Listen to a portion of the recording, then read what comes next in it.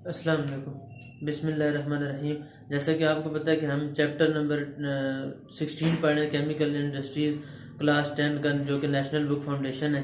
तो हमने इसमें केमिकल इंडस्ट्रीज़ में पहली इंडस्ट्री पढ़ी थी, जैसे कि मेटल इंडस्ट्री के बारे में हमने देखा था कि कंसंट्रेशन ऑफ द और यानी हम किसी भी और से मेटल को किस तरीके से एक्सट्रैक्ट करते हैं, फिर उसकी रिफाइनिंग होती है, फिर उसकी प्यूरिफिकेशन वगैरह होती है। तो अब हम ये पढ़ने लगे हैं इसकी यूरिया इंडस्ट्री। पेज नंबर 152 पे ये यूरिया, जैसे कि मैंने आपको बताया कि यूरिया खाद को कहते हैं, फर्टिलाइजर के तौर पर इस्तेमाल होता है। और इसका ये जो फार्मूला है, केमिकल फार्मूला, वो ये NH2COONH2। फिर हमने हाइड्रोकार्बन और ऑर्गेनिक कंपाउंड के चैप्टर में पढ़ा था कि ये अमीन ग्रुप होता है, जो कि अमीन फंक्शनल ग्रुप है एक। तो ये दो लगे होते हैं, इसको ग्रुप को हम कहते हैं कार्बोनिल ग्रुप। तो ये बेसिकली यूरिया होता है, इसे यूरिया कहा जाता है। इसमें हम ये पढ़ेंगे कि यूरिया किस तरीके से, यूरिया के बेनिफिट्स क्या हैं। तो आपको ये तो बेसिक नॉलेज इतनी पता होगी कि यूरिया वगैरह जो होते हैं ये खाद वगैरह के तौर पर काम आते हैं, यानी मुख्तलिफ हमारी कोई खेत हों या हमारी फसलें वगैरह हों, उनके अंदर हम डालते हैं ये। तो जिसकी वजह से प्लांट की रिक्वायरमेंट जो होती है, बेसिक नीड्स होती हैं मिनरल्स की या न्यूट्रिएंट्स की, तो वो यूरिया के ज़रिए से हासिल करता है। और इसके कुछ होते हैं नेचुरल फर्टिलाइज़र होते हैं, कुछ सिंथेटिक फर्टिलाइज़र होते हैं। नेचुरल वो होते हैं जो कुदरती फर्टिलाइज़र होते हैं, और सिंथेटिक वो होते हैं जो खुद मैन मेड होते हैं, लिबर्टी में बनाए जाते हैं या इंडस्ट्रीज़ वगैरह में बनाए जाते हैं। तो मुख्तलिफ चीज़ें होती हैं जो कि प्लांट के लिए बेनिफिट्स होते हैं, जाके जैसे कि जानवरों वगैरह का जो वेस्ट मटीरियल होता है, तो वो गोबर जिसे कहा जाता है उर्दू में, तो ये भी काम आता है दरख्तों के। तो दरख्त की इससे ग्रोथ तेज़ होती है। और उसके बाद ये जो मुख्तलिफ होते हैं प्लांट के, अपने जो दरख्त के खज़ां के मौसम में जो पत्ते नीचे झाड़ के नीचे गिरते हैं, तो वो भी खाद के तौर पर काम आते हैं। तो ये मुख्तलिफ चीज़ें हैं जो कि प्लांट के लिए बेनिफिट्स हैं। अब हम पढ़ने लगे पेज नंबर 152 पे, urea. As the world population has increase, the demand for food has increase. जो यानी ये जैसे जैसे कि पॉपुलेशन आपको पता है दुनिया की इंक्रीज़ करती जा रही है, तो जाहिर बात है फिर फूड की रिक्वायरमेंट उसी हिसाब से बढ़ती जा रही है। यानी अगर किसी घर में 5 अफराद हो खाने वाले, तो जो फूड आएगा वो जितना भी आता है, तो अगर 10 अगर बंदे बन जाएं, घर के जो अफराद होते हैं वो 10 हो जाए, यानी नंबर अगर इंक्रीज कर जाए 5 से 10, तो जाहिर बात है अगर पहले 5 सेब आते थे तो जाहिर बात है अब 10 सेब लाने पड़ेंगे, तब हर एक को एक एक आएगा। तो जैसे जैसे पॉपुलेशन बढ़ती जाती है, जो फूड की रिक्वायरमेंट होती है, जो फूड की नीड होती है, ज़रूरत होती है, वो भी बढ़ती जाती है। इसी तरीके से जो जैसे जैसे पॉपुलेशन बढ़ती जा रही है, ये फसलों वगैरह की भी नीड ये भी बढ़ती जा रही है। पॉपुलेशन जितनी ज़्यादा होगी तो मैं गंदम की रिक्वायरमेंट उतनी ज़्यादा होगी, जारी बात है रोटी उतने ज़्यादा लोग खाने वाले हो जाएंगे। और उसके बाद फसलें, अनाज, राइस, चावल वगैरह जितनी भी चीज़ें, और ये सारी इनकी रिक्वायरमेंट बढ़ जाएगी, क्योंकि जितने ज़्यादा लोग होंगे खाने वाले उतनी ज़्यादा हमें ज़रूरत होगी, तो उगाने की ज़्यादा ज़रूरत पड़ती है। The world population was 3.5 billion in 1965, यानी 1965 में जो पूरी दुनिया की पॉपुलेशन थी 1965 में 3.5 बिलियन थी। इट विल रीच 10 बिलियन, और 2050 में ये 10 बिलियन हो जाएगी। यानी उन्होंने एक एक्सपेरिमेंट किया, उन्होंने देखा है कि जो सर्वे वगैरह होते हैं 1965 में उन्होंने किया था, जैसे घर घर जाके आबादी वगैरह जाके चेक करते हैं कि इस घर में कितने अफराद हैं। तो उन्होंने देखा था कि 1965 में जब सर्वे हुआ था तो पॉपुलेशन आई थी 3.5 बिलियन। तो अब उन्होंने अंदाज़ा लगाया कि 2050 में जिस हिसाब से ये बढ़ती जा रही है, यानी हर साल के हिसाब से उन्होंने देखा कि बढ़ रही है, तो उन्होंने अंदाज़ा लगाया कि 2050 में ये 10 बिलियन हो जाएगी। तो जारी बात है ये बहुत ज़्यादा आबादी है। Many people today are hungry and many more are under nourish, कि ज़्यादातर लोग, जारी बात है जब रिक्वायरमेंट फूड की बढ़ जाए और फूड उतना हो नहीं, यानी पॉपुलेशन अगर ज़्यादा हो और फूड उतने उस तेज़ी से उगाया ना जा रहा हो, तो फिर लोग भूखे रह जाते हैं, हंग्री रह जाते हैं और अंडर न्यूरिश हो जाते हैं। जैसे कि मुख्तलिफ आपने डिजीज़ वगैरह पढ़ी थी, ख्वाशकी, और उसके बाद और मुख्तलिफ प्रोटीन डेफिशिएंसी डिजीज़ मुख्तलिफ आपने बायोकेमिस्ट्री के चैप्टर में पढ़ी होंगी कि मुख्तलिफ बीमारियाँ पैदा हो जाती हैं डेफिशिएंसी की वजह से, हड्डियाँ कमज़ोर हो जाती हैं, पोलियो की बीमारी और कई बीमारियाँ लग जाती हैं, ये सारी कमज़ोरी की वजह से होती हैं। उसके बाद ये उन्होंने कहा है कि अंडर न्यूट्रिश होते हैं, crops take nutrients from the soil, कि जितने भी जो सॉइल होती है, मिट्टी वगैरह होती है, जो उसके ऊपर जारी बात है, क्रॉप जो अभी लोहे के ऊपर तो नहीं ना उगती, वो सॉइल के ऊपर ही उगती है, मिट्टी के ऊपर ही होती है। तो मुख्तलिफ जो क्रॉप्स हैं वो सॉइल से ही फिर हासिल करती हैं, या तो बारिश ऊपर से हो जाती है, वो बारिश से जारी बात है वाटर ले लेती हैं, और लेकिन मोस्टली जो वाटर लेती हैं वो नीचे ज़मीन से ही लेती हैं अपने रूट के ज़रिए से, यानी मुख्तलिफ उसके टैप रूट होते हैं और मुख्तलिफ यानी उनसे अपने रूट्स के ज़रिए से वो लेती हैं। तो रूट हेयर होते हैं जिनसे वो चीज़ें न्यूट्रिएंट्स वगैरह एब्जॉर्ब करते हैं, जो दरख्त वगैरह होते हैं वो सॉइल से ही अपने न्यूट्रिएंट्स को वगैरह को, मिनरल्स को, जो उनकी बेसिक नीड या रिक्वायरमेंट होती है उधर से लेती हैं। जैसे सफ़ेदे का दरख्त होता है, उसमें वो उतना ज़्यादा पानी एब्जॉर्ब करता है कि उसके पास फिर और कोई दरख्त वगैरह ज़्यादातर नहीं उगाए जा सकते, क्योंकि वो सफ़ेदे के जो दरख्त होते हैं वो ज़मीन से बहुत ज़्यादा पानी एब्जॉर्ब कर लेते हैं। इस तरह इनके ज़रिए बात बेनिफिट्स भी होते हैं, जैसे कि चिनार का दरख्त है तो वो उसका साया बहुत ज़्यादा होता है, इस तरीके से लकड़ी वगैरह वुड वगैरह हासिल होती है। संदल वुड होती है, उससे इनके ये भी फायदे भी होते हैं। जो संदल वुड होती है वो परफ्यूम के तौर पर काम आती है, और उसके बाद एक अगर वुड होती है वो भी परफ्यूम के तौर पर काम आती है। जो ऊद होती है ये भी उसी से आती है मुख्तलिफ। तो crops take nutrients from the soil, they must be replaced before the next crop is sown and that must be replace. अब जो उन्होंने बात की है कि जैसा कि आपको पता होगा कि हम किसी भी ज़मीन के ऊपर जब हम कोई भी फसल उगाते हैं, तो फ़र्ज़ करो हमने पहले फ़र्ज़ करो गंदम की फसल उगाई है, हमने गंदम लगाई है इस ज़मीन पर, तो गंदम की जो बेसिक नीड्स या रिक्वायरमेंट होंगी वो ज़मीन से वो अपनी न्यूट्रिएंट्स सारी अब्जॉर्ब करती जाएगी। तो अब न्यूट्रिएंट्स से वो जब सारी अब्जॉर्ब कर लेती है, ये फ़र्ज़ करो हमने एक गंदम उगाई है किसी भी ज़मीन के ऊपर, ये ज़मीन है, हमने इस जमीन के ऊपर फर्ज करो ये गंदम की फसल उगा दी है, ये सारी फर्ज करो गंदम की फसल है। तो ये अब इस जमीन से ये वाली गंदम की फसल है, गंदम है, और ये नीचे सॉइल है, ये सॉइल के अंदर फर्ज करो मुख्तलिफ न्यूट्रिएंट्स मौजूद हैं। तो ये जो गंदम होगी ये न्यूट्रिएंट्स सॉइल के अंदर से अब्जॉर्ब करती जाएगी, इधर से भी करेगी। तो अब क्या होगा, जब गंदम की कटाई का वक्त आएगा, हम गंदम ले लेंगे, गंदम जारी बात है न्यूट्रिएंट्स सारे गंदम के अंदर चले गए, तो वो अब तब इसकी ग्रोथ हुई है, ये बड़ी होती गई है, न्यूट्रिएंट्स को दार करके करते करते फिर और बड़ी होती गई है, फिर पूरी एक फसल बन तैयार होगी। जब कटाई का वक्त है, अब ये तो हमने ऊपर से काट दिया, लेकिन सॉइल के अंदर जो न्यूट्रिएंट्स है वो तो अब खत्म हो गए, क्योंकि हम न्यूट्रिएंट्स सारे निकाल चुके हैं। तो क्योंकि गंदम में सारे न्यूट्रिएंट्स निकाल, तो अगली बार क्या होगा, अगली बार अगर हमने गंदम इसी जमीन के ऊपर गंदम उगाई तो फिर क्या होगा कि गंदम की ग्रोथ पहले की निस्बत कम होगी। क्यों? क्योंकि न्यूट्रिएंट्स जो थे वो कम हो चुके हैं। तो इसलिए हमें ज़रूरत है कि हम यूरिया डालें, इसके अंदर खाद डालें, फर्टिलाइजर डालें, ताकि जो इस गंदम ने एब्जॉर्ब कर लिए सॉइल से न्यूट्रिएंट्स वगैरह निकाल लिए, तो वो सारे यूरिया या फर्टिलाइजर के थ्रू हम इसके अंदर दोबारा डाल दें, ताकि इसकी बेसिक रिक्वायरमेंट पूरी हो जाए। उसके बाद हम ये वाली गंदम उगाएंगे तो फिर दोबारा इसकी इतनी ग्रोथ होगी। और इसका एक और दूसरा अल्टरनेटिव मेथड ये भी है कि फर्ज करें अगर आपने किसी ज़मीन के अंदर गंदम उगाई है, तो अगली बार उसी ज़मीन के ऊपर गंदम ना उगाओ, उसी ज़मीन के ऊपर आप हो सकता है आप चावल आप उगा लो, या उसके बाद आप मूंगफली इसमें इसके काश्त कर लें, मूंगफली की इसके अंदर वो डाल लें, या आप कोई और कर लें, जो या ज्वार कोई और चीज़ कर लें, लेकिन गंदम ना करें, क्योंकि गंदम ने जो न्यूट्रिएंट्स अब्जॉर्ब कर लिए अगली बार वो और ज़्यादा अब्जॉर्ब करेगी। अगर आपने खाद नहीं डालना तो वो और ज़्यादा अब्जॉर्ब करेगी, तो जारी बात है इसमें से और न्यूट्रिएंट्स निकल जाएंगे। लेकिन आप जब चेंज कर लेंगे तो हो सकता है ये वाली जो न्यूट्रिएंट्स इसकी रिक्वायरमेंट थी, वो जब हम कोई और फसल डालें तो वो वाले न्यूट्रिएंट्स अब्जॉर्ब ना करें जो कि गंदम ने किए थे, तो फिर वो वाले कोई और वाले न्यूट्रिएंट्स अब्जॉर्ब करें तो इतनी कमी नहीं आएगी। तो बहरहाल अगली बार जारी बात है फिर हमने गंदम ये वाली नहीं डालनी पड़ेगी। फर्ज करें पहले हमने गंदम की है, उसके बाद हम ज्वार करेंगे ताकि वो वाले न्यूट्रिएंट्स ना अब्जॉर्ब हो, तो अगली बार वो वाले न्यूट्रिएंट्स भी कम हो जाएंगे जो कि ज्वार अब्जॉर्ब कर चुकी है, तो अगली बार हमें फिर कोई और डालना पड़ेगा। तो यानी बेसिकली जो भी चीज़ होती है, कोई चीज़ निकल दिया गया, गिलास में पानी पड़ा है वो हम पी लेते हैं, जारी बात खत्म हो जाएगा, हमें दोबारा पानी डालना पड़ेगा। तो इसी तरीके से न्यूट्रिएंट्स का भी यही तरीका है कि हम सॉइल के अंदर से पहले कोई भी न्यूट्रिएंट्स अगर हम अब्जॉर्ब गंदम वगैरह उगाते हैं तो वो न्यूट्रिएंट्स अब्जॉर्ब कर लेगी, तो हमने फिर यूरिया या फर्टिलाइजर उसके अंदर डालना पड़ेगा ताकि उसकी जो बेसिक नीड है वो पूरी हो सके।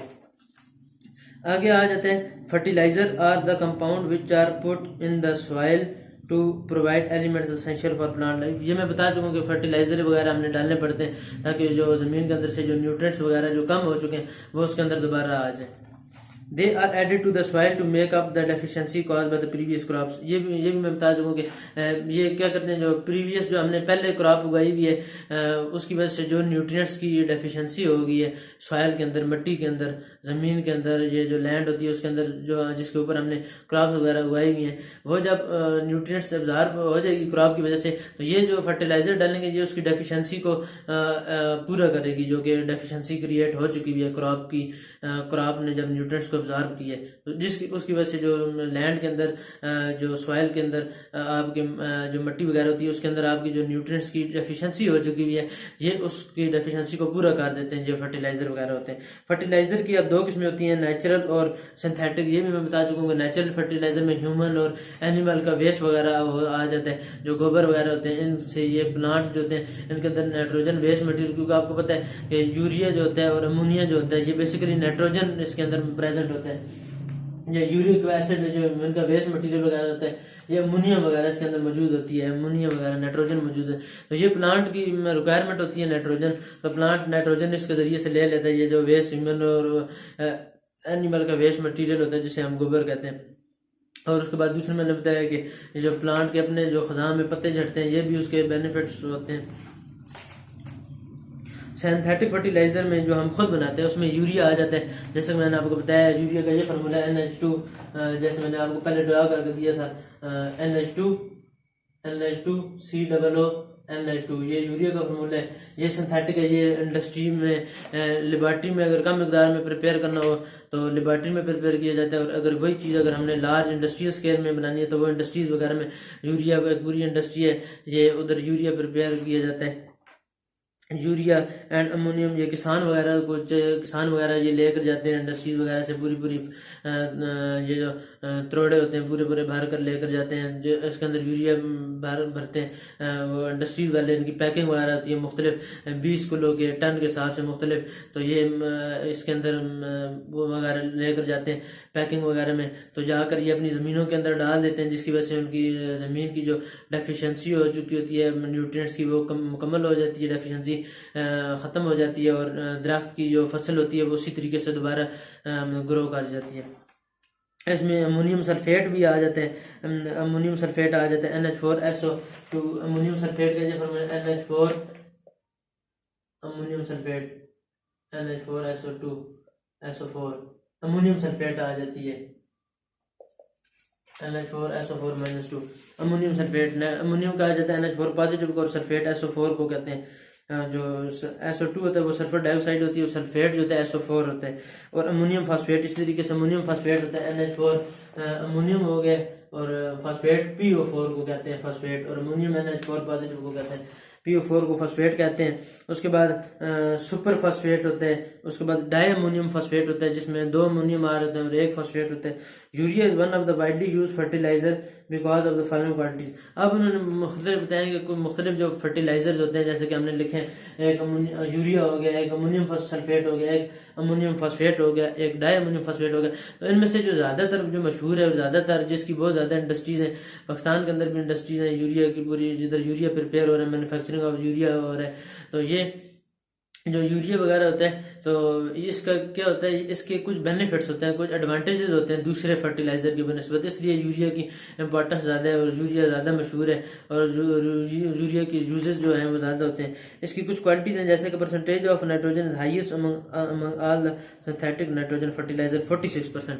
अब ये MCQs में भी पूछा जा सकता है कि नाइट्रोजन की परसेंटेज जो है यूरिया के अंदर वो कितनी है, तो नाइट्रोजन की जो परसेंटेज है यूरिया के अंदर वो 46% है, यानी नाइट्रोजन बहुत ज़्यादा तादाद में, यानी उसकी परसेंटेज बहुत ज़्यादा होती है यूरिया के अंदर। तो इस तरीके बाकी फर्टिलाइज़र के हिसाब से, यानी बाकी फर्टिलाइज़र में जितना नाइट्रोजन प्रेजेंट है उससे ज़्यादा नाइट्रोजन यानी यूरिया के अंदर प्रेजेंट। तो इसलिए जो यूरिया होगा नाइट्रोजन क्योंकि ज़्यादा परसेंटेज में प्रेजेंट है, तो इसकी जो सॉइल की बेसिक रिक्वायरमेंट है जो नाइट्रोजन की वो ज़्यादा ये आसानी से पूरी कर सकते हैं, तो प्लांट की ग्रोथ आसानी से हो सकती है यूरिया खाद अगर हम डालें तो, इसलिए नाइट्रोजन एक तो यूज ये है। और दूसरा it does not affect the texture of the soil. दूसरा ये कि ये सॉइल के टेक्सचर को अफेक्ट नहीं करता, ये सॉइल की क्वालिटी को ख़राब नहीं करता, सॉइल की अपनी हैत को ख़राब नहीं करता, ये सॉइल की क्वालिटी अपनी तरह बेहतर रहती है। In the soil it hydrolyses quickly to ammonium carbamate यानी सॉइल के अंदर ये हाइड्रोलाइज हो जाता है। जब ये सॉइल के अंदर यूरिया जाता है, ये NH2 जिसे कहा जाता है NH2COO NH2, ये होता है यूरिया। यूरिया जब सॉइल के अंदर जाता है तो हाइड्रोलाइज हो जाता है, यानी इसके अंदर वाटर ऐड हो जाता है और ये कार्बोमेट के अंदर कन्वर्ट हो जाते हैं, अमोनियम कार्बोमेट के अंदर। इसे कहा जाता है अमोनियम कार्बोमेट NH2COO NH4, इसे कहा जाता है अमोनियम कार्बोमेट। अब ये देखें दो हाइड्रोजन इधर मौजूद है, ये भी दो हाइड्रोजन, ये दो हाइड्रोजन है, ये वाले दो हाइड्रोजन इसके साथ मिलेंगे तो दो हाइड्रोजन आ जाएंगे और ये वाला ऑक्सीजन जो है ये इधर चला जाएगा, ये COO हो गया। इसे कहा जाता है यूरिया। यूरिया हाइड्रोलाइज हो जाता है इसके अंदर, जब जारी बात है पानी भी होता है सॉइल के अंदर, तो उसके बाद ये अमोनियम कार्बोमेट बन जाता है। अमोनियम इस वजह से कहा है कि ये NH4 है अमोनियम, और कार्बोमेट इस वजह से कार्बामेट ये अमोनियम कार्बामेट बन जाते हैं। यूरिया जब सॉइल के अंदर जाता है तो वाटर के साथ हाइड्रोलाइज हो जाता है, जैसे कि मैंने आपको पहले भी हाइड्रोलाइज का ये मतलब है कि ये वाटर के साथ रिएक्शन करता है, which eventually changes to ammonia, which changes into nitrogen and hydrogen। अब एक और कि इसी के आगे क्या होता है कि ये जो अमोनियम कार्बोमेट जब बन गया, जब यूरिया ने रिएक्शन किया वाटर के साथ, तो ये अब कन्वर्ट हो जाता है अमोनिया के अंदर, NH3 के अंदर और अमोनिया के अंदर। और अमोनिया जो है ये नाइट्रोजन और हाइड्रोजन के अंदर कन्वर्ट होता है। अब ये वाली जो नाइट्रोजन होती है ये प्लांट एब्जॉर्ब कर लेता है, क्योंकि ये प्लांट की रिक्वायरमेंट होती है, प्लांट ने इसको एब्जॉर्ब करके अपनी डेफिशिएंसी को पूरा करना होता है। तो ये होती है, ये इसका स्टेप होता है यूरिया का। Nitrogen is the main constituent of the protein. और अब ये जो होता है नाइट्रोजन, जारी बात है ये मेन कॉन्स्टिट्यूएंट होता है प्रोटीन का, क्योंकि प्रोटीन आपने पढ़ा होगा बायोकेमिस्ट्री के चैप्टर में कि जो तीन मेन होते हैं प्रोटीन, कार्बोहाइड्रेट्स और लिपिड्स वगैरह। लिपिड्स में फैट और ऑयल्स वगैरह आ जाते हैं। कार्बोहाइड्रेट की फिर आगे फर्दर मुख्तलिफ किस्में, मोनोसेक्राइड, डाइसेक्राइड, पॉलीसेक्राइड। और ये जो प्रोटीन होता है इसमें आपने पढ़ा होगा प्रोटीन के चार स्ट्रक्चर होते हैं, प्राइमरी स्ट्रक्चर, फिर आगे डाई स्ट्रक्चर, फिर आगे टर्शरी स्ट्रक्चर, क्वाटरनरी स्ट्रक्चर। इस तरह मुख्तलिफ यानी प्राइमरी स्ट्रक्चर, फिर सेकेंडरी, फिर टर्शरी, फिर क्वाटरनरी स्ट्रक्चर होते हैं। तो उस इससे फिर अमोनिया जो होता है प्रोटीन में आपने पढ़ा होगा कि अमाइनो एसिड होते हैं, अमाइनो एसिड से मिलकर बना होता है। अमाइनो एसिड में RCH, COOH और NH2 आ जाता है। ये होता है अमाइनो एसिड का स्ट्रक्चर, एक अमाइनो एसिड का NH2। तो इसमें से फिर क्या होता है, अमाइनो एसिड, जब दो अमाइनो एसिड मिलते हैं तो एक पेप्टाइड चेन बन जाता है, इधर से OH निकल जाते हैं और जैसे कि, और इधर फिर आ जाते हैं और इधर से N बन जाती है। यानी अगर मैं इस तरीके से ड्रा करूं COO और इधर फर्ज करो OH है तो इधर से NH2 आएगा, NH2, इधर से RCH और इधर से COOH। यानी अब ये दो अमाइनो एसिड है, इसमें से होता क्या है कि ये वाला एक OH निकल जाते हैं और ये वाला एक वाटर निकल जाता है, तो ये आपस में दोनों मिल के ये एक पेप्टाइड बॉन्ड क्रिएट कर लेते हैं, क्योंकि नाइट्रोजन 3 बॉन्ड बनाती है और कार्बन 4 बॉन्ड, तो ये इस तरीके से आपस में इकट्ठे हो जाते हैं, तो ये एक पेप्टाइड लिंकेज क्रिएट हो जाती है। और ये प्रोटीन इस तरीके से जब चलते जाते हैं, इसमें अगर एक और NH2 का एक हाइड्रोजन ऐड होगा तो एक पूरी प्रोटीन की चेन क्रिएट हो जाएगी, पॉलीमर, तो एक पेप्टाइड बॉन्ड ये बन जाते हैं। ये उसके बाद स्टैकर सिंथेसिस वगैरह मुख्तलिफ आ जाती है प्रोटीन के सिंथेसिस के लिए। बार ये एक बन जाते हैं COONH, ये एक पेप्टाइड लिंकेज है, प्रोटीन है। तो इसमें आप देख रहे हैं प्रोटीन में क्या चीज मौजूद है, प्रोटीन में NH2 मौजूद है, नाइट्रोजन मौजूद है, प्रोटीन में इधर नाइट्रोजन मौजूद है। तो ये बेसिक प्रोटीन की जो बेसिक रिक्वायरमेंट होती है, अब मुख्तलिफ इंसानों के अंदर भी मुख्तलिफ प्रोटीन की रिक्वायरमेंट की ज़रूरत होती है। जब प्रोटीन की डेफिशिएंसी होती है तो मुख्तलिफ ख्वाहिश की और एक बीमारी होती है, वो लग जाती है, हड्डियों की कमजोरी हो जाती है। उसके बाद बाल वगैरह के लिए जो हेयर के जो बाल होते हैं, जो सर के बाल होते हैं, उसके लिए अलहदा एक प्रोटीन होती है, जिलेटिन प्रोटीन।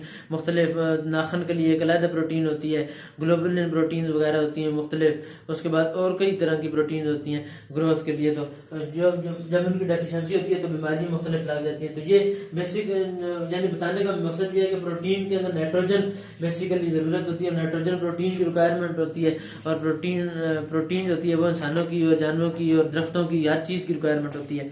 दरख्तों को भी प्रोटीन चाहिए होते हैं। It is required by the stems and leaves. तो ये जो चाहिए चीज होती है, किन को चाहिए होती है, स्टेम्स वगैरह जो टहनियाँ होती हैं, स्टेम्स होती हैं, उनको चाहिए होती है। उसके बाद लीव्स जो पत्ते होते हैं, फिर आगे पत्ते की मुख्तलिफ किस्में होती हैं, लेकिन हर पत्तों को चाहिए होती हैं लीव्स वगैरह को। और उसके बाद स्टेम्स वगैरह, टहनियों की जितनी ज़्यादा प्रोटीन होगी, नाइट्रोजन की एक्सेस होगी, उतनी ज़्यादा प्रोटीन की जो स्टेम की ग्रोथ होगी वो तेज़ी से होगी, दरख्त बहुत तेज़ी से उग जाएंगे और फसलें तेज़ी से उगेंगी, और जो पत्ते होंगे उनकी ग्रोथ ज़्यादा होगी, वो ज़्यादा उगेंगे। तो ये जो होते हैं required by the stems and leave during the early stages of plant development. और ये ज़्यादातर जो अर्ली स्टेजेस होती है डेवलपमेंट की, जब प्लांट हमने पौधा लगाया है तब जब उग रही होंगी तब तो बहुत ज़्यादा उनकी रिक्वायरमेंट होनी चाहिए होगी, यानी प्रोटीन की रिक्वायरमेंट बहुत ज़्यादा होती है उस टाइम। यानी फिर आस्ता आस्ता जब बढ़ते जाते हैं, जारी बात है प्रोटीन उनके अंदर आ चुका होता है, फिर उनकी डेली बेसिस में उस हिसाब से उनको उस हिसाब से चाहिए होती है डेली के हिसाब से। लेकिन ये जब प्रोटीन जब प्लांट डेवलप कर रहे होते हैं, अर्ली उसकी डेवलपमेंट होती है, तो अब जारी बात है पत्तों ने बनना भी है। बाद में तो पत्ते बन चुके होते हैं, खाली पत्तों की ग्रोथ होनी होती है, लेकिन उससे पहले जब शुरू होता है तब तो पत्तों ने पूरा निकलना होता है, पूरी कॉम्प्लें फटती हैं, पहले पूरा निकलना होता है उन्होंने, तो उसके बाद स्टेम्स ने पूरा निकलना होता है, बड़ी बननी होती है उसके बाद, तो बहुत ज़्यादा रिक्वायरमेंट होती है। It impart green colour to the leaves and increase the yield and quality of the crops. और उसके बाद इंक्रीज द ग्रीन कलर, और ये जो होती हैं ये पत्तों को, ये प्रोटीन क्या करती हैं, पत्तों को ग्रीन कलर देती हैं। यानी प्रोटीन की डेफिशिएंसी हो तो आपने कुछ देखा होगा पत्ते बिल्कुल प्यारे सही लग रहे होते हैं, ग्रीन कलर होता है उनके ऊपर, कोई लाइट ग्रीन होते हैं, कोई डार्क ग्रीन होते हैं, उनके अंदर प्रोटीन की डेफिशिएंसी नहीं होती, प्रोटीन की उनके अंदर रिक्वायरमेंट पूरी हुई हुई होती है, जितनी भी उनके अंदर प्रोटीन उन्हें चाहिए होती है, प्रोटीन की नीड उनकी पूरी हुई हुई होती है। लेकिन ऐसे कुछ पत्ते होते हैं जो येलो हुए हुए होते हैं, कुछ ऐसे पत्ते होते हैं जो बिल्कुल गल सड़ के होते हैं, सुराख उनके अंदर लगे होते हैं, बीमारी उनके अंदर क्या होता है, प्रोटीन की डेफिशिएंसी लगी होती है, उनके अंदर नाइट्रोजन की कमी होती है इस वजह से, और ये क्वालिटी बढ़ाता है। अब इसका सोल्यूशन फ्लो शीट और यूरिया मैन्युफैक्चर, एक यूरिया मैन्युफैक्चर की पूरी यानी इंडस्ट्री वगैरह में यूरिया किस तरीके से बनाया जाता है, तो एक पूरी एक फ्लो शीट है ये, अगर आप याद कर लें आपको पता चल जाएगा किस मेथड से इंडस्ट्री के अंदर यूरिया बनाया जा सकता है। तो ये एक बिजनेस है, बहुत बड़ा एक बिजनेस इंडस्ट्री है। पहले अमोनिया और कार्बन डाइऑक्साइड मिलकर रिएक्शन चैम्बर होता है, इधर एक रिएक्शन चैम्बर होता है। रिएक्शन चैम्बर क्या करते हैं कि रिएक्शन करवाते हैं, जो भी चीज इसके अंदर हम डालेंगे आपस में रिएक्शन कर जाएगी। इसका एक बेसिक टेम्परेचर वगैरह प्रेशर एक अलग खास किस्म का दिया होता है। अमोनिया डाला जाता है और एक कार्बन डाइऑक्साइड, क्योंकि आप अपना ये फार्मूला ध्यान में रखें कि आपने बनानी क्या चीज है, NH2COO ये आपने यूरिया ये बनाना है आपने, तो ये अमोनिया डाला जाता है इसके अंदर, इसी के अंदर फिर कार्बन डाइऑक्साइड भी डाली जाती है, और ये साथ जो इनऑर्गेनिक होती है उसके अंदर आपने ये साथ लिखनी होती है, ये कार्बन गैस है, ये सॉलिड है। ये अमोनिया जो है ये हमने लिक्विड की फॉर्म में ली है, ये लिक्विड ये रिएक्शन चैम्बर होता है, इसके अंदर हमने अमोनिया डाला और कार्बन डाइऑक्साइड डाला, तो ये आपस में ये गैस है और वो लिक्विड है, ये आपस में रिएक्ट कर जाएंगे। जैसे कि आपने कार्बोनेटेड ड्रिंक्स देखा हो, कार्बोनेटेड ड्रिंक्स देखी होंगी, इसमें भी क्या होता है कार्बन डाइऑक्साइड लिक्विड के अंदर वही होती है, जैसे ही हम ढक्कन खोलते हैं तो कार्बन डाइऑक्साइड उड़ जाती है, तो और ये ठंडक महसूस होती है, कूलिंग इफेक्ट होता है। तो बार ये रिएक्शन मिक्सर में डाला जाता है। अब अनरिएक्टेड कार्बन डाइऑक्साइड और अमोनिया, कार्बन डाइऑक्साइड और वाटर इसके अंदर डाला जाता है दोबारा इधर से रिएक्शन चैम्बर, ये पहले इधर से जाता है डिस्टिलेशन यूनिट के अंदर, एक रिएक्शन चैम्बर, एक पहली चीज आ गई रिएक्शन चैम्बर, दूसरा आ गया डिस्टिलेशन यूनिट, दूसरा आ गया डिस्टिलेशन यूनिट, पहला रिएक्शन चैम्बर और दूसरा डिस्टिलेशन यूनिट है। तो उसके इसके अंदर का अमोनिया, कार्बन डाइऑक्साइड और वाटर इसके अंदर डाला जाता है, इधर से इसके अंदर आ जाता है अमोनिया जो अनरिएक्ट हो जाता है। यानी फर्ज करें आपने पहले डाली ना अमोनिया और कार्बन डाइऑक्साइड रिएक्शन चैम्बर के अंदर, रिएक्ट करके वो आगे डिस्टिलेशन यूनिट के अंदर चलेगी। अब जो चीज वो वाली अमोनिया, अब जारी बात है हमने जैसे पढ़ा था कि किसी भी चीज में मॉलिक्यूल एक तो नहीं होता, बहुत सारे हजारों लाखों की तादाद में होते हैं मॉलिक्यूल, वो आपस में रिएक्शन, कुछ उसमें रिएक्शन कर जाते हैं और कुछ उसमें रिएक्शन नहीं कर पाते। तो इसमें भी यही चीज है कि अमोनिया और कार्बन डाइऑक्साइड हमने अपनी तरफ से तो अमोनिया लिक्विड के तौर पर सारी डाली और कार्बन डाइऑक्साइड बहुत ज्यादा जितनी चाहिए थी हमने डाल दी। लेकिन उसमें से अगर हमने फर्ज करो अगर 10 लीटर डालिए तो हो सकता है उसमें से 3-4 लीटर ने रिएक्ट ना किया, 7 लीटर ने रिएक्ट कर लिए और 3 लीटर ने रिएक्ट नहीं किया, तो वो वाली जो 3 लीटर होगी जो बच गई होगी वो दोबारा हमने डिस्टिलेशन यूनिट से निकाल कर रिएक्शन चैम्बर के अंदर डाल देंगे ताकि कोई भी प्रोडक्ट हमारा ज़ाया ना हो। तो अमोनिया होती है, उसके बाद कार्बन डाइऑक्साइड होती है, उसके बाद वाटर होती है, ये इसके अंदर दोबारा चली जाती है। उसके बाद इस नीचे से स्टीम दी जाती है। स्टीम कहते हैं धुएं को, हीट को। हमें बहुत हाई टेम्परेचर पे स्टीम इधर से देनी है। हाई टेम्परेचर, सारी बात है। स्टीम का क्या होता है, वाटर की आपको पता है मुख्तलिफ फॉर्म्स होती हैं। एक होती है सॉलिड होती है जो कि बर्फ की फॉर्म में होती है, एक लिक्विड होती है जो कि वाटर होती है, और एक गैस में जो फॉर्म उसकी एग्जिस्ट करती है उसे हम स्टीम कहते हैं। तो गैस में हमने गैस फॉर्म में वाटर देने, वो इधर चला जाएगा, तो वो इधर चला जाएगा। और इधर से सारों से पहले हमने अमोनिया दिया, कार्बन डाइऑक्साइड दिया, वो रिएक्शन चैम्बर में जाकर उसने रिएक्ट कर लिया। वो अब आगे गई, इधर गया अमोनिया और कार्बन डाइऑक्साइड इधर आ गया, और साथ इधर से हमने वाटर दिया हुआ था। अमोनिया, कार्बन डाइऑक्साइड और वाटर, अब तीनों चीजें इसके अंदर मौजूद है। जो रिएक्शन कर जाएंगी वो तो चली जाएंगी आगे, और जो रिएक्शन नहीं करेंगी वो इधर से जो अन रिएक्शन होगी वो इधर दोबारा वापस आ जाएंगी। वो इधर रिएक्शन चैम्बर के अंदर जाएंगी, फिर आपस में रिएक्ट करेंगी, फिर दोबारा आगे जाएंगी। फिर उसमें से फर्क करो कुछ परसेंट फिर बच गए, फिर वो दोबारा जो अनरिएक्टेड होगा वो दोबारा रिएक्शन चैम्बर के अंदर जाएगा, फिर वो रिएक्शन करके आगे डिस्टिलेशन यूनिट में चला जाएगा। इधर फिर आगे आ जाता है एवापोरेटर। आगे तीसरी चीज लगी होती है एवापोरेटर। ये याद रखने का आसान तरीका है। ये अगर आपने याद रखने के पहले क्या चीज थी, तो ये आप इस तरीके से याद रख लो कि आर पहली हेडिंग जो है, पहले जो हेडिंगों को मुख्तलिफ अगर हेडिंग्स आपने बहुत ज्यादा हेडिंग्स जो याद करने का ये तरीके कि पहले लफ्ज याद करो। ये रिएक्शन चैम्बर हो गया, आगे डिस्टिलेशन यूनिट्स को डी से शो कर लिया, एवापोरेटर को ई से शो कर लिया, आर डी ई। उसके बाद एवापोरेटर के बाद, एवापोरेटर आपको पता है एवापोरेट क्या करता है, एवापोरेशन। इसमें एवापोरेटर क्या करता है, एवापोरेटर का काम होता है एवापोरेशन करना। एवापोरेशन क्या होती है कि लिक्विड को गैस के अंदर कन्वर्ट कर देते हैं। तो जिसका जो जल्दी इवेपोरेट होता है उसे वोलेटाइल भी हम कहते हैं। एक होता है वोलेटाइल, एक होता है नॉन वोलेटाइल। वोलेटाइल होते हैं वो जल्दी इवेपोरेट वगैरह कर लेते हैं, इसलिए हम जो वोलेटाइल चीजें होती हैं जो कि जल्दी इवेपोरेट करते हैं उसके ऊपर हम ढक्कन रखते हैं, या कोई कैप रख देते हैं, या कोई ऊपर से कोई बंद कर देते हैं, स्टील कर देते हैं, सील कर देते हैं, ताकि कोई चीज उड़ ना जाए। तो इधर बाहर इवेपोरेटर लगे हुए, जो चीजें इवेपोरेशन करनी होगी वो ऊपर इवेपोरेट होकर उड़ जाएंगी। उसके बाद इधर से हॉट एयर नीचे से दी गई है, हॉट एयर गर्म हवा, वो इधर से दी गई है, वो जारी बात है उसका काम है इवेपोरेशन करना। उसके बाद ग्रैनुलेटर और स्टोरेज। ग्रैनुलेटर क्या होता है, ग्रैनुलेटर। तीसरी चीज इधर ई के बाद आप लिख लें जी, यानी ग्रैनुलेटर।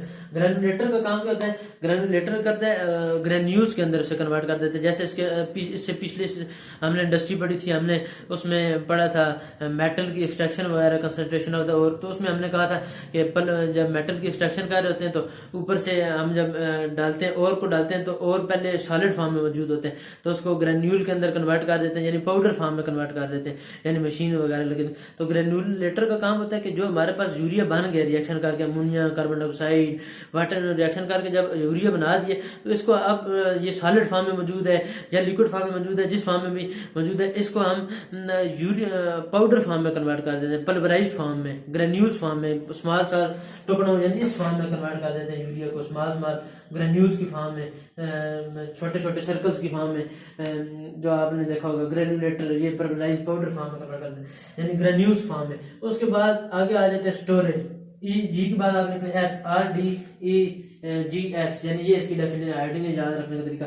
ग्रेनुलेटर के बाद आगे चीज आ जाती है स्टोरेज। स्टोरेज आपको पता है, जारी बात है, जब वो ग्रेन्यूल बन गए तो हम उसके बाद उसे स्टोर कर देंगे, जारी बात है स्टोर करनी है। फिर स्टोर करने के बाद उसकी आगे एक आपके बीएस केमिस्ट्री का जो तीसरा सेमेस्टर होता है इंडस्ट्रियल केमिस्ट्री, उसके अंदर आपने ये यूरिया की इंडस्ट्री वगैरह पढ़नी पड़ती है, यानी यूरिया की मैन्युफैक्चरिंग वगैरह। तो उसमें हम ये भी पढ़ते हैं कि ये जो यूरिया जब एक बार बन गया, ये स्टोरेज तो जारी बात है अब कर लिए ना, ग्रेनुलेटर के बाद स्टोर उसे कर लिए।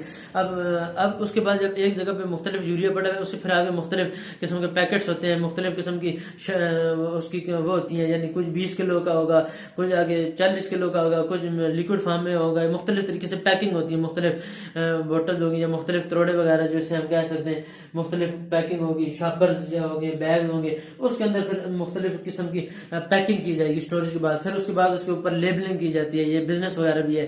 तो एंटरप्रेन्योरशिप चौथा ही बीसीएस केमिस्ट्री का चौथा ही सेमेस्टर होता है, जिसमें एंटरप्रेन्योरशिप, उसके अंदर बिजनेस के बारे में पढ़ना होता है।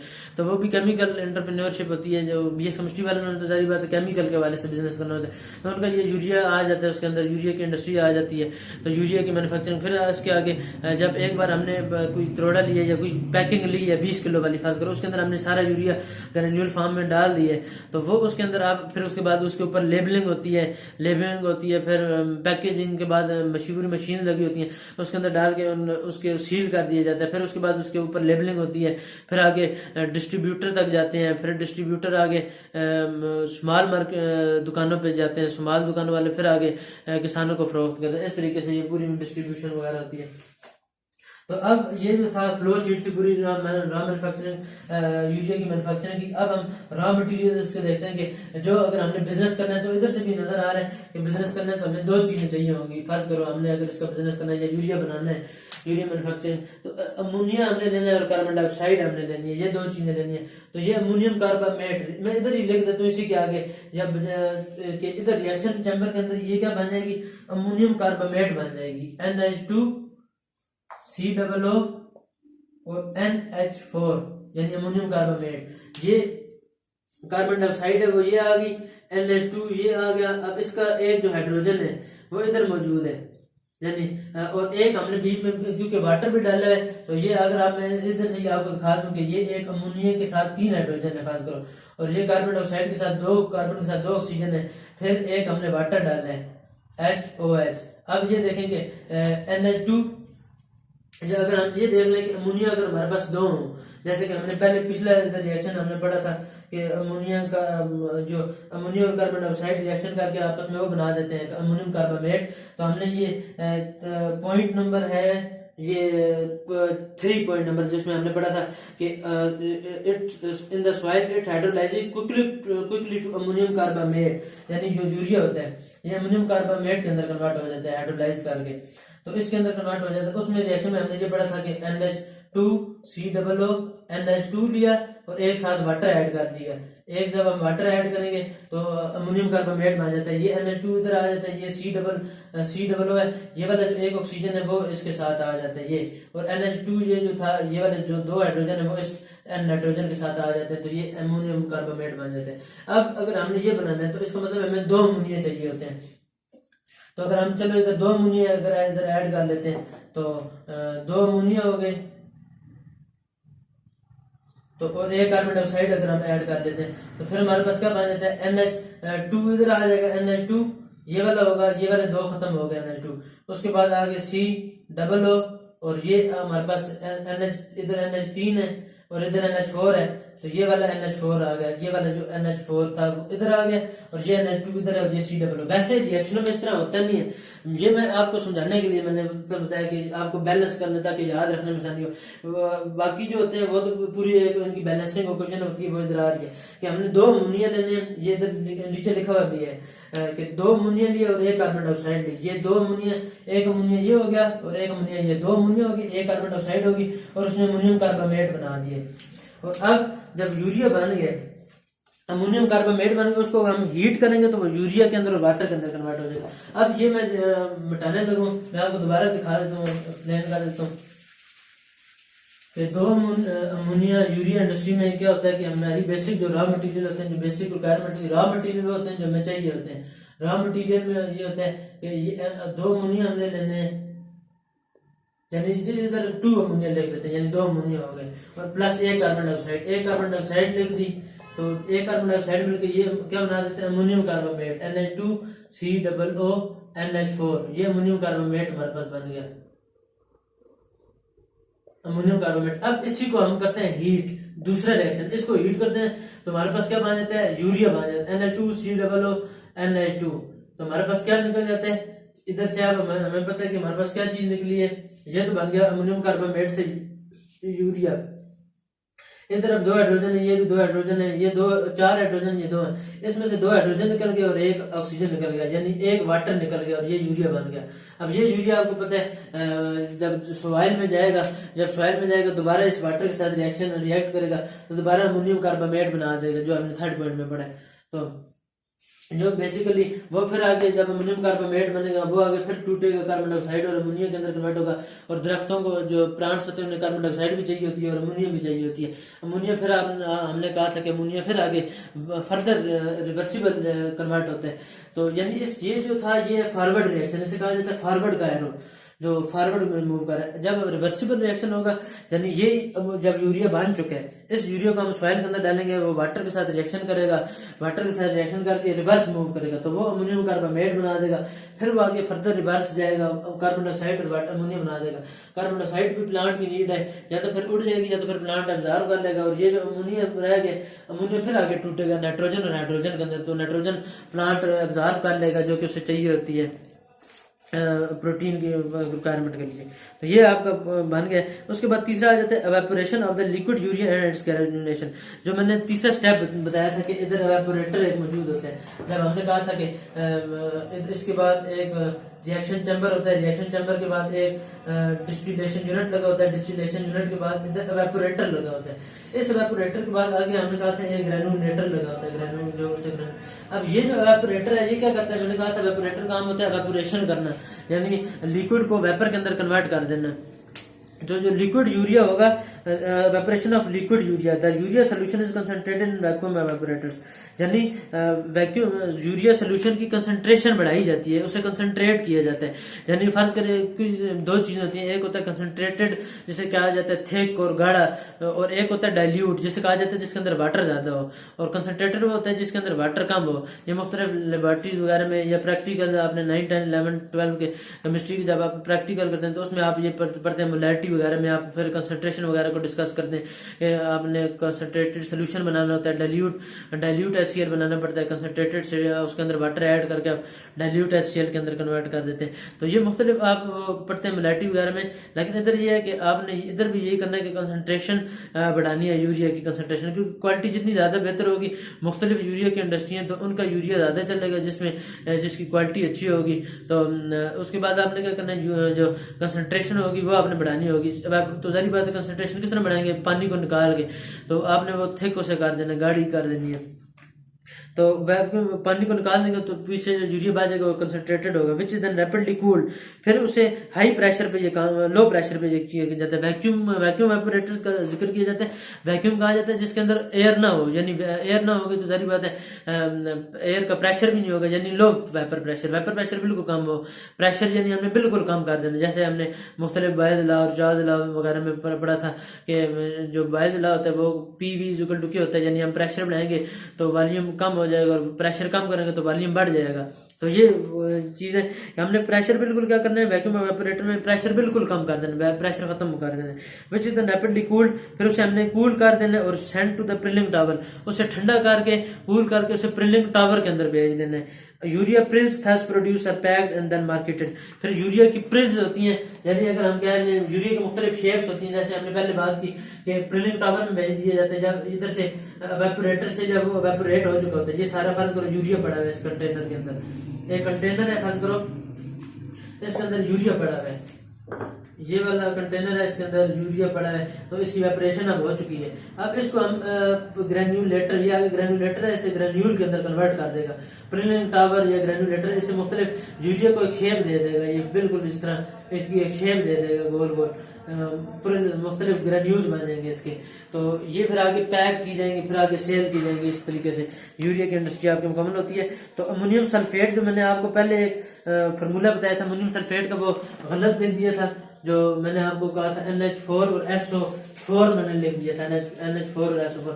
अब अमोनियम सल्फेट का असल फार्मूला जो है ये NH4 अमोनियम सल्फेट का ये फार्मूला है जो मैंने कहा था। और मुख्तलिफ यूरिया के अलावा और भी फर्टिलाइजर है, तो अमोनियम का ये इधर मैंने ये लिखा था, तो इधर साथ 2 भी आता है अमोनियम सल्फेट। तो इसे अगर अलहदा लिखना हो तो तब वो वाली चीज ठीक है कि हम ऐसे अलहदा लिखना है। तो अमोनियम ये हो गया पॉजिटिव चार्ज को, नाइट्रोजन जब 4 बॉन्ड बनाती है तो उसके ऊपर फिर एक पॉजिटिव चार्ज आ जाता है, तो ये नाइट्रोजन का 60 वगैरह होता है। तो सल्फेट जब होता है अलहदा होता है तो वो इस तरीके से होता है। अलहदा लिखेंगे तो फिर इस तरीके से लिख सकते हैं अमोनियम सल्फेट। इकट्ठा लिखना है तो अमोनियम सल्फेट के साथ ये वाला जो 2 है वो इधर नीचे आ जाएगा, तो ये अमोनियम सल्फेट हो जाएगा। तो ये अमोनियम सल्फेट है, इसका मॉलिक्यूलर मास जो होता है वो 132 होता है, और परसेंटेज ऑफ नाइट्रोजन जो होती है ये अमोनियम सल्फेट की वो होती है 21.2।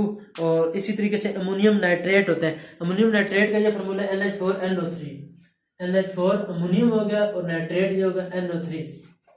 ये होता है अमोनियम नाइट्रेट। इसकी जो परसेंटेज आती है, मॉलिक्यूलर मास जो है इसका, जारी बात है वो 80 है, लेकिन परसेंटेज ऑफ नाइट्रोजन इसकी 35 है। यानी अगर देखा जाए तो अमोनियम नाइट्रेट जो है अमोनियम सल्फेट से ज़्यादा बेहतर है, क्योंकि ये ज़्यादा परसेंटेज दे रहे हैं। ये तकरीबन दे रहे हैं 35% दे रहे हैं नाइट्रोजन, और ये जो है अमोनियम सल्फेट ये दे रहा है 21% ऑफ नाइट्रोजन। और असल कंसर्न तो हमारा यही है कि नाइट्रोजन हमें कितनी प्रोवाइड होती है। तो उसके बाद यूरिया जो है ये 46.6% है। जब यूरिया जो है ये इससे भी बेहतर है, सारों से बेहतर यूरिया, क्योंकि वो 46.6% दे रहे हैं, सारों से ज्यादा परसेंटेज देता है नाइट्रोजन जो होता है। तो इस तरीके से ये आपकी यूरिया की इंडस्ट्री खत्म होती है। उस आगे एक साइंस, टेक्नोलॉजी एंड साइंस में उन्होंने एक मुख्तलिफ डिस्कस किए गए एक टेबल सा बना है, वो भी पढ़ लेते हैं। वो कहता है कि natural fertiliser are better than synthetic fertiliser, कि जो नाइट्रोजन कुदरती फर्टिलाइजर होते हैं वो जारी बात है जो हर कुदरती चीज़ होती है वो ज़्यादा बेहतर होती है जो मैन मेड वगैरह से होती है। तो नेचुरल फर्टिलाइजर जो होते हैं वो ज़्यादा बेहतर होते हैं सिंथेटिक फर्टिलाइजर में। जो सिंथेटिक फर्टिलाइजर में क्योंकि मुख्तलिफ केमिकल्स भी आ जाते हैं तो उसमें नुकसान वगैरह भी हो जाते हैं। तो नेचुरल फर्टिलाइजर जो होते हैं वो ज़्यादा बेहतर होते हैं। नेचुरल फर्टिलाइजर इनसॉल्युबल वाटर, जो नेचुरल फर्टिलाइजर होते हैं वो वाटर के अंदर सॉल्युबल नहीं होते, वाटर के अंदर डिजॉल्व नहीं होते, वाटर के साथ वो रिएक्शन नहीं करते। जो नेचुरल फर्टिलाइजर होते हैं वो इनसॉल्युबल इन वाटर होते हैं। दे decompose slowly and gradually by the bacteria. तो जो नेचुरल फर्टिलाइजर होते हैं वो बिल्कुल आस्ता आस्ता डिकम्पोजिशन उनकी होती है बैक्टीरिया के जरिए से, क्योंकि आपको पता है डिकम्पोजर जो होते हैं बैक्टीरिया वो डिकम्पोजिशन वगैरह करते हैं। तो and liberate useful water soluble nutrients for plants. तो ये मुख्तलिफ जब बैक्टीरिया किसी भी यूरिया नेचुरल यूरिया फर्टिलाइजर के ऊपर जाकर एक्ट करते हैं बैक्टीरिया, तो उसे डिकम्पोज कर देते हैं। तो फिर मुख्तलिफ जो अमोनिया और जो मुख्तलिफ water and liberate useful water soluble nutrients for plant, तो फिर उसे वो वाटर के अंदर कन्वर्ट करते हैं। पहले जो फर्टिलाइजर होते हैं वो नेचुरल फर्टिलाइजर वो वाटर के साथ सॉल्युबल नहीं होता, लेकिन बैक्टीरिया जब उस फर्टिलाइजर के ऊपर एक्ट करते हैं तो उसे फिर ऐसे न्यूट्रिएंट के अंदर कन्वर्ट कर देता है जो कि वाटर के साथ सॉल्युबल कर जाते हैं। फिर वो वाटर के साथ, जारी बात है आपको पता है जमीन के अंदर वाटर होता है वो उसके साथ रिएक्शन करते हैं, तो प्लांट जो होता है वो उसे एब्जॉर्ब कर लेता है अपने रूट्स के through. They do not contain toxic chemical and hence do not damage the soil crops and plants. जो आम जो सिंथेटिक फर्टिलाइजर होते हैं उसके अंदर जो केमिकल होते हैं मुख्तलिफ वो नुकसानदेह होते हैं। जो केमिकल होते हैं वो प्लांट जो होते हैं वो उसके लिए भी बात का नुकसान का बायस बन जाते हैं जो सिंथेटिक फर्टिलाइजर होते हैं। जैसे कि आपने पढ़ा कि पेस्टिसाइड्स होते हैं वो दरख्त की जरासीम को तो मार देते हैं लेकिन प्लांट की ग्रोथ को कम कर देते हैं, क्योंकि जो उसके अंदर पेस्टिसाइड्स होते हैं वो हार्मफुल जो कुछ ये जो पेस्टिसाइड्स और हम इंसेक्टिसाइड्स डालते हैं प्लांट के ऊपर वो जो नुकसान देने वाले जरासीम होते हैं उन्हें भी मार देती है, और जो फ़ायदा पहुंचाने वाले बैक्टीरिया प्लांट के ऊपर मौजूद है उन्हें भी मार देती है। तो इसी तरीके से यही हिसाब है कि जो सिंथेटिक फर्टिलाइजर का भी जो कुछ केमिकल होते हैं वो प्लांट के लिए तो बेनिफिट होते हैं, लेकिन कुछ जो होते हैं सॉइल को भी ख़राब कर देते हैं, क्रॉप्स वगैरह को ख़राब कर देते हैं। लेकिन ये जो नेचुरल फर्टिलाइजर होते हैं ये प्लांट के अंदर जब सॉइल अंदर जाते हैं तो ये क्योंकि नेचुरल होते हैं तो इसलिए ये केमिकल वगैरह इनके अंदर नहीं होते, तो ये ज़्यादा नुकसान नहीं देते, ख़राब नहीं करते क्रॉप्स को। तो क्रॉप का टेक्सचर वगैरह सही रहता है। On the other hand synthetic fertiliser water soluble. दूसरी मिसाल से मैं बता चूँगा सिंथेटिक फर्टिलाइजर जो होते हैं जो कि मैन मेड होते हैं, जैसे कि अमोनियम सल्फेट हो गया, अमोनियम जो नाइट्रेट हो गया, ये जो नेचुरल सिंथेटिक हैं ये जो होते हैं ये वाटर के साथ सॉल्युबल होते हैं, वाटर के साथ रिएक्शन करते हैं। तो जारी बात है फिर प्लांट अब्जॉर्ब कर लेते हैं। जो प्लांट की जो रिक्वायरमेंट तो नाइट्रोजन है, प्लांट की जो रिक्वायरमेंट है वो नाइट्रोजन है, प्लांट की जो नीड है वो नाइट्रोजन है, लेकिन नाइट्रोजन के साथ साथ और भी सल्फर भी चला जाएगा, ऑक्सीजन भी चला जाएगा। तो सल्फर की जब एक्सेस हो जाएगी तो जारी बात है प्लांट किसी भी चीज़ की एक्सेस भी नुकसान है, और किसी चीज़ की हर चीज़ में मेहनत भी होनी चाहिए, ज़्यादा ना एक्सेस भी नहीं होनी चाहिए और डेफिशिएंसी भी नहीं होनी चाहिए। अब ये नाइट्रोजन के को नीड तो पूरी हो रही है लेकिन साथ सल्फर भी की तादाद भी ज़्यादा हो जाएगी तो वो नुकसान का बायस बनती है। तो ऑन द अदर हैंड ये सिंथेटिक जो होते हैं ये वाटर सॉल्युबल होते हैं। When more fertiliser applied then soil can absorb. जब फर्टिलाइजर हम ज़्यादा देते हैं तो सॉइल एब्जॉर्ब कर लेते हैं rain washes off the excess fertiliser. जब फर्टिलाइजर अगर हम ज़्यादा दे दें, ज़्यादा डाल दें फर्टिलाइजर तो सॉइल जो होगा वो तो एब्जॉर्ब कर लेगा, लेकिन जब बारिश आएगी तो जो फालतू फर्टिलाइजर वो सारा ज़ाया हो जाएगा, वो निकल जाएगा सारा, तो वेस्ट हो जाता है इस तरीके से भी। This is not only uneconomical but hazardous to environment. तो ये वाला जो होता है ये ना ही पैसों के लिहाज से ही नुकसानदेह नहीं है बल्कि एनवायरनमेंट पोल्यूशन भी फैलाता है। जैसे एनवायरनमेंट में हमने पढ़ा था एक सॉइल पोल्यूशन होता है, एक लैंड पोल्यूशन होता है और एक वाटर पोल्यूशन होता है। तो इससे पोल्यूशन भी कहा होता है क्योंकि वो वाले केमिकल जो होंगे वो एनवायरनमेंट में चले जाएंगे या वो वाटर के अंदर डिजॉल्व हो जाएंगे। मुख्तलिफ आगे नदी नाले कैनाल्स वगैरह होती हैं नदियों के अंदर दरियाओं के अंदर उनके अंदर भी चले जाएंगे, वो फिर हार्मफुल केमिकल्स मुख्तलिफ होते हैं। This they dissolve neutral flow to the lake streams and contribute to the eutrophication of their water. तो वाटर की फिर यूट्राफिकेशन वगैरह हो जाती है वाटर के अंदर मुख्तलिफ, फिर ग्रीन एलजी और यूट्राफिकेशन, फिर बदबू वगैरह आ जाती है, स्मेल वगैरह क्रिएट कर जाते हैं। आगे जो एलजी वगैरह ग्रो कर जाते हैं तो ऊपर ग्रीन कलर की लेयर आके चढ़ जाती है पूरी वाटर के ऊपर, पॉन्ड्स वगैरह के ऊपर यूट्राफिकेशन जब होती है पूरी ग्रीन कलर की लेयर आ जाती है। तो ऑक्सीजन जब ग्रीन कलर की लेयर आती है तो ऑक्सीजन ऊपर जा नहीं सकती क्योंकि नीचे वो ऑब्जर्वेशन ज़्यादा हुई होती है, ग्रीन कलर की लेयर आई डेवलप हुई है एलजी वगैरह की वजह से। तो ऑक्सीजन अंदर नहीं जाती, तो जो ग्रीन लेयर के नीचे जो पानी होता है सारा, उधर जो मछली होती है वो भी सारी मर जाती हैं ऑक्सीजन की डेफिशिएंसी की वजह से, और स्मेल वगैरह भी क्रिएट हो जाती है मुख्तलिफ। तो a bloom of algae can spread across the surface blocking the light. When plant and algae die, bacteria multiply rapidly. They remove the dissolved oxygen nitrates and without oxygen fish die. ये मैं बता चुका हूँ वो सारे process. Nitrates in the drinking water cause stomach cancer. और जो पानी के अंदर जब नाइट्रेट आ जाए, जैसे कि हमने पढ़ा है कि फर्टिलाइजर में सिंथेटिक में अमोनियम नाइट्रेट भी आ जाता है, और अमोनियम नाइट्रेट का नुकसान ये होता है कि जो नाइट्रेट होता है इसकी वजह से स्टमक कैंसर हो जाता है। फिर ड्रिंकिंग वाटर के अंदर अगर पीने वाले पानी के अंदर अगर नाइट्रेट आ जाए तो, और आपको पता है कि जो अमोनियम नाइट्रेट हमने लिखा है, जो अमोनियम नाइट्रेट है इसके अंदर, तो ये तो हमने डाला हुआ है, खुद ही हमने डाला हुआ है फर्टिलाइजर के तौर पर। हमने जब ये डाला है तो प्लांट का तो फायदा हो गया, प्लांट ने तो नाइट्रोजन अब्जॉर्ब कर, लेकिन साथ उसमें नाइट्रेट भी पानी के अंदर अब्जॉर्ब हो गया। और वो जब हम सब्जी वगैरह इस्तेमाल करेंगे जिसके अंदर नाइट्रेट की तादाद ज़्यादा हुई, मुख्तलिफ पालक होगी या मुख्तलिफ सलाद वगैरह होगी, तो हमारे अंदर नाइट्रेट जाएगा, तो नाइट्रेट की वजह से फिर स्टमक कैंसर हो जाता है। स्टमक आपको पता है मैदा है, ये सारा निज़ाम जो है फिर हजम का ख़राब हो जाता है, निज़ाम हाजमा। फिर मुख्तलिफ आगे सिरप्स वगैरह होते हैं जो कि स्टमक के कैंसर वगैरह को, स्टमक के पेप्टिक अल्सर, पेप्टिक के तौर पर पेप्टी बयान मुख्तलिफ जो सिरप होते हैं ये स्टमक के लिए होते हैं। फिर मिलते हैं इनके गैविस्कोन सिरप होता है, मैदे की गैस वगैरह को दूर करता है। उसके बाद जेलोसिल टैबलेट्स होती हैं, ये फिर गैस वगैरह को ख़त्म करती हैं। तो people have been preparing the common chemical such as acid. लोग जो होते हैं ये have been preparing the common chemicals, ये मुख्तलिफ किस्म के केमिकल बना रहे हैं, जिस तरह के मुख्तलिफ इंडस्ट्री हैं। जैसे कि इंडस्ट्रियल केमिस्ट्री में मैं आपको पहले भी बता दूँगा, थर्ड सेमेस्टर में HEC की तरफ से जो रिकॉग्नाइज सिलेबस में इंडस्ट्रियल केमिस्ट्री एक पढ़ना पड़ता है, उसमें HCl की प्रिपरेशन वगैरह पढ़नी पड़ती है, NaOH की एसिड बनाए जाते हैं, मुख्तलिफ बेसिस बनाए जाती हैं, सल्फ्यूरिक एसिड किस तरीके से प्रिपेयर किया जाता है, उसके बाद NaOH किस तरीके से प्रिपेयर किया जाता है, NaOH को कास्टिक सोडा कहा जाता है, NaCl किस तरीके से बनाया जाता है, NaCl को ब्राइन कहा जाता है। इस तरीके से सोप्स वगैरह की पूरी इंडस्ट्री है, सोप किस तरीके से बनते हैं, डिटर्जेंट किस तरीके से बनते हैं, जैसे कि डिटर्जेंट्स जो है सॉल्वे प्रोसेस के थ्रू सर्फ वगैरह को बनाया जाता है, मुख्तलिफ सर्फ जो होते हैं, ये जो सोप मुख्तलिफ होते हैं ये वगैरह बनाए जाते हैं। सोप इनकी पूरी इंडस्ट्रीज़ हैं, ये मैन्युफैक्चर इंडस्ट्रीज में बनाए जा रहे हैं। सोप वगैरह हो गए, लक्स हो गया, डब हो गए, कुछ हार्ड सोप होते हैं, कुछ जहाग ज़्यादा बनाते हैं, कुछ कम बनाते हैं, मुख्तलिफ किस्म की क्वालिटी होती हैं, कुछ गाय सोप होते हैं, कुछ सूफी सोप वगैरह, मुख्तलिफ इनकी अलग-अलग एक इंडस्ट्रीज़ वगैरह बनी हुई है। उसके बाद डिटर्जेंट्स में मुख्तलिफ Surf Excel, Surf earlier, bright total, तो मुख्तलिफ सर्फ हैं डिटर्जेंट्स वगैरह, वो किस तरीके से बनाए जा रहे हैं इंडस्ट्रीज़ में, वही केमिकल के इस्तेमाल वगैरह हो रहे हैं। सोडा है, कॉस्टिक सोडा सेंचुरीज में से ये लोग बनाए जा रहे हैं केमिकल्स वगैरह।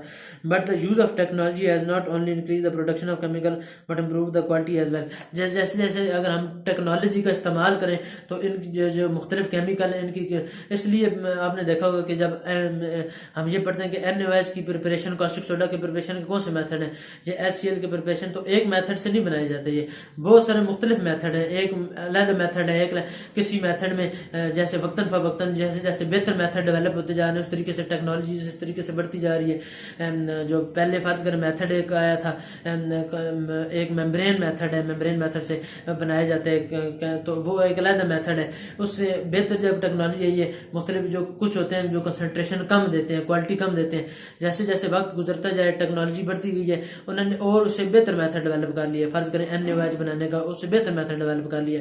पहले जिस मेथड से बनाना था उसकी कंसनट्रेशन कम कर देता था, परसेंटेज प्योरिटी कम देता था, तो उन्होंने इस तरह के तरीके से किया कि मेथड को ज़्यादा बेहतर कर लिए ताकि ये परसेंटेज प्रोडक्ट की जो यील्ड हो मैक्सिमम से मैक्सिमम हो और क्वालिटी ज़्यादा हो। जैसे कि आपने ली शैटलियर प्रिंसिपल में भी पढ़ा है कि उसके बाद आपने कहा था कि नाइट्रोजन और हाइड्रोजन मिलकर अमोनिया बनाते हैं और अमोनिया आगे यूरिया बनाने में काम आता है। जैसे कि हमने पढ़ा था अमोनिया यूरिया बनाने में काम आता है। तो क्या होगा, अमोनिया की मैक्सिमम उन्होंने देखा कि किस तरीके से अमोनिया की यील्ड मैक्सिमम होगी। फिर उन्होंने कहा कि या तो प्रेशर बढ़ा दो तब भी रिएक्शन फारवर्ड मूव करेगा, तो तब भी ये आगे होगा, फॉरवर्ड मूव करेगा। या तो फिर इस तरह से करो, रिएक्टेंट बढ़ा दो, यानी रिएक्टेंट में नाइट्रोजन हाइड्रोजन दोनों आ जाते हैं, या हाइड्रोजन बढ़ा दो तब भी रिएक्शन फॉरवर्ड मूव करेगा। दूसरा प्रोसेस उन्होंने कहा है कि या तो फिर आप इस तरीके से करो कि अमोनिया को प्रोडक्ट को निकालो तब भी रिएक्शन फॉरवर्ड मूव करेगा। तो उन्होंने कहा है कि अमोनिया जैसे बनती है आप निकालते रहो, प्रोडक्ट आगे मूव करता रहता है। इस तरीके से मुख्तलिफ उन्होंने तरीके साइंटिस्ट ने सोचे ताकि मैक्सिमम से मैक्सिमम यील्ड वगैरह हासिल हो सके। तो इस तरीके से उन्होंने आस्ता आस्ता जैसे जैसे वक्त बढ़ता जा रहा है प्रोडक्ट की यील्ड मैक्सिमम होती जा रही है। तो इस तरीके से और सॉल्वे प्रोसेस के जरिए से मुख्तलिफ सोडा ऐश वगैरह बनाया जाता है, which is a continuous process. Solvay process ये इससे जो पिछला टॉपिक है ये भी बहुत इंपॉर्टेंट है। उसके बाद soda is not handle until it is packed. तो सोडा को तब तक हैंडल नहीं किया जाता जब तक उसे पैक ना किया जाए। कार्बन डाइऑक्साइड और ammonia recovered almost 100% at the same time, process is pollution free. और जो सॉल्वे प्रोसेस में होता है उसमें जो कार्बन डाइऑक्साइड होता है और अमोनिया जो होता है डाला जाता है उसकी रिकवरी भी हो जाती है और पोल्यूशन भी फ्री होता है, यानी पोल्यूशन को भी दूर किया जा सकता है। तो ये आपका जो था पूरा यूरिया की इंडस्ट्री हमने पढ़ ली, मुकम्मल कर लिए। तो इंशाल्लाह इससे अगले लेक्चर में इंशाल्लाह हम पेट्रोलियम इंडस्ट्री इंशाल्लाह कवर करेंगे।